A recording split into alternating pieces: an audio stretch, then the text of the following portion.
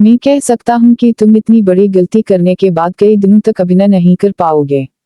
बस एक बार मुझे माफ कर दो, फिर मैं उन्हें शिकायत का कोई मौका नहीं दूंगा। हेलो, मेरी एक्टिंग कैसी थी? मैं असली डॉक्टर लग रहा था ना?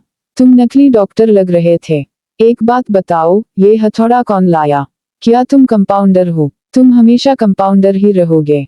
ये अधाई वाकई बहुत बहादुर है, सब उसकी तारीफ करेंगे। नहीं नहीं, मुझे कुछ करना होगा। हेलो प्रकाश, तुम कंपाउंडर से डॉक्टर बनना चाहते थे, है ना? तो मेरे घर डॉक्टर बनकर आओ और ऐसा दिखाओ कि तुम्हारे पैर में बड़ा घाव है। और तुम क्या कह रहे थे? कि तुम्हें मेरा पैर काटना पड़ेगा? मूर्ख, कौन एक्सरे करने से पहले ऐसा कहता है? मूर्ख, और सुनो, तुम्हारी ओवरएक्टिंग के पैसे काट लूंगी। अगर अगली बार तुम ओवरएक्टिंग करोगे तो मैं तुम्हारी जुबान काट दूंगी, पैर नहीं। सॉरी मैडम, मैंने पहली बार डॉक्टर बनने की खुशी में कहा था। जल्दी से नकली एक्सरे रिपोर्ट बना दो, मैं कल खुद आकर ले जाऊंगी। ठीक है दादी। ओह भगवान, दादी दादी दादी, अच्छा हुआ कि मुझे अधाई के आने की खबर मिल गई, वरना मैं सब गमलों में पानी डाल देती। यहाँ से दूर रहो। दादी कृपया मुझे माफ कर दो, मुझे नहीं पता मैंने इतनी बड़ी गलती कैसे कर दी। मैं तुम्हारे लिए हल्दी वाला दूध लाई हूँ, पी लो, दर्द में आराम मिलेगा। दादी ये लो, तुम हद से ज्यादा हो गई हो, मुझे तुम्हें सजा देनी होगी।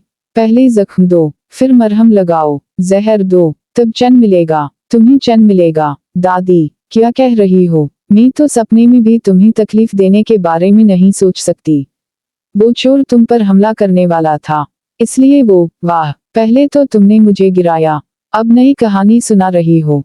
तुमने मुझे इस उम्र में भिखारी बना दिया। चली जाओ। दादी उस गलतफहमी की वजह से मुझसे बहुत नाराज हैं। अब मेरा उबलता गुस्सा अपनी चरम सीमा पर पहुंच जाएगा, ताकि ओंकार अपनी मुंह के पास चला जाए। प्रथम सर, आप भूखे होंगे, ये खा लीजिए। क्या तुम्हें लगता है दादी को इतनी तकलीफ में देखकर मैं कुछ खा पाऊंगा? प्रथम सर, जो कुछ भी हुआ उसके लिए मुझे माफ कर दीजिए। तुम्हें माफ कर दूं, अधाय? कभी नहीं। अधाय, अगर तुमने मुझे तकलीफ दी होती, 100 बार भी दी होती, तो मैं हर बार माफ कर देता। लेकिन आज तुमने मेरे परिवार को तकलीफ दी है, मैं तुम्हें कैसे माफ कर दूं?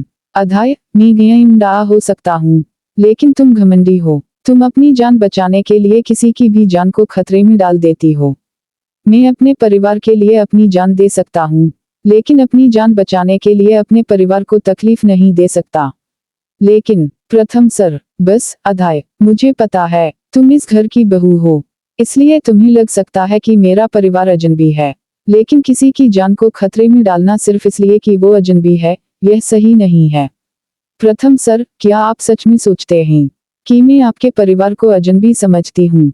क्या मैं जानबूझकर दादी की जान को खतरे में डालती? अगर आप सच में सोचते हैं कि मैंने जानबूझकर दादी को चोट पहुंचाई, तो मैं इस बारे में कुछ नहीं कहना चाहती।